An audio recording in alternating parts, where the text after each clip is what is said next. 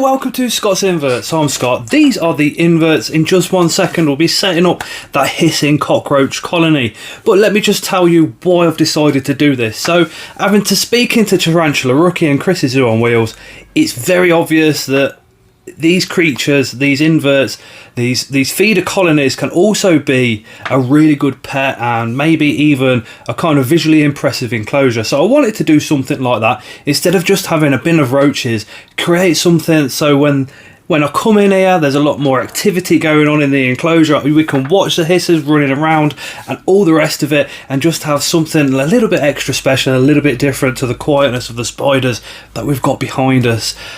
So listening to Tarantula Rookie, I've decided that to do something very similar to what he's done. So today we are going to set them up kind of more as a pet enclosure. So let's get straight to it.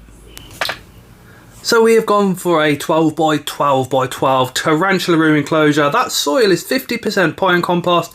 I'll put a picture of the pine compost up that I'm using. 50% Irish peat moss. It's just one that was on offer in Wilkinson's.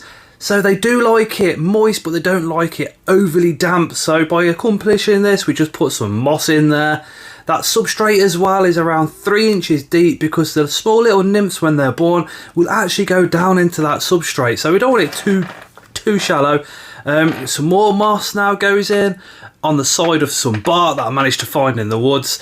Put that upright because these guys will actually climb as well. We've got some stick out there with some lichen. That lichen that looks like it's exploded on the stick is great for these hissers, as well as also being fantastic for any isopod species that you keep. And we're just going to put some more moss down into that corner as well. I want to create some hiding places. So there's another piece of timber there, look, with a bit of moss on the side. So I'm going to put that on the angle so they've got several places to go and hide.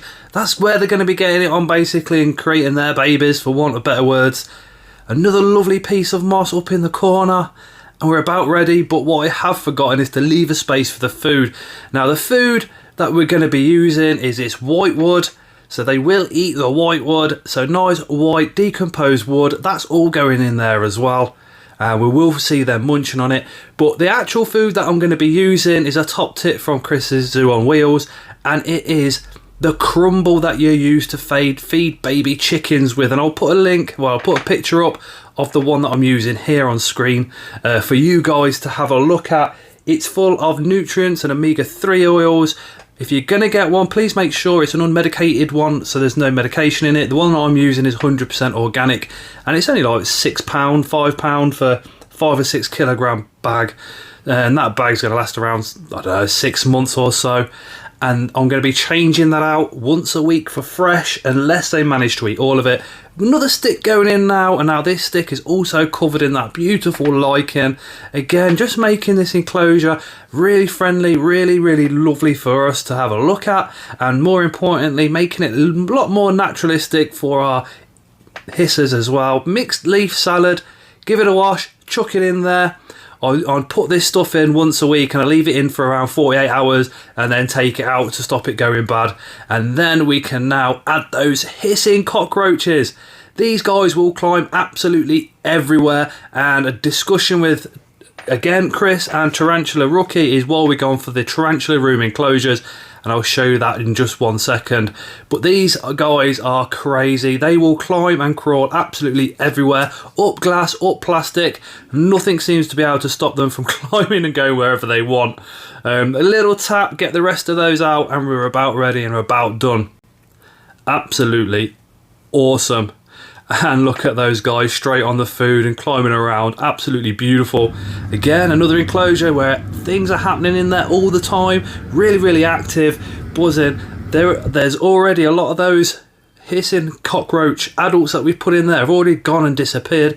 Now the reason that we use the tarantula room enclosure for a display piece is that we can take the lid off because of that lip there. So that lip that you just saw at the very top, actually stops them coming out, which is brilliant. Boom! So that was the setting up of our hissing cockroach colony, that tarantula room enclosure. Let me know what you guys think to that enclosure. Let me know also what you think to the setup.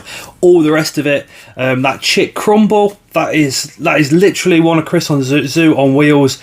He uses that and he develops a lot of roaches. I mean, when you're talking, he feeds thousands and thousands and thousands. So if it works for somebody that keeps that many, it's going to be working for us. I have noticed the dubias, the hissers, the ghost porcelain roaches, snails and slugs, all going for these tiny little pellets and eating them. So I'm going to carry on using them, because when you read the packet, omega-3 oils, nutrients, there's all sorts of stuff, which can only be a good thing for our feeders, because they'll convert it into what their bodies need, and then in turn also then feed onto our tarantulas and our other animals that feed on them. But thank you guys so much for watching. Remember to pop down to the description, got a load of cool links down there, some friends channels and other channels that I watch. It'd be really great if you guys could go over there and give those a subscription as well. As anyway, you know me, I can waffle on for ages. So thank you so much for watching, and as always, we shall see you again on the next one.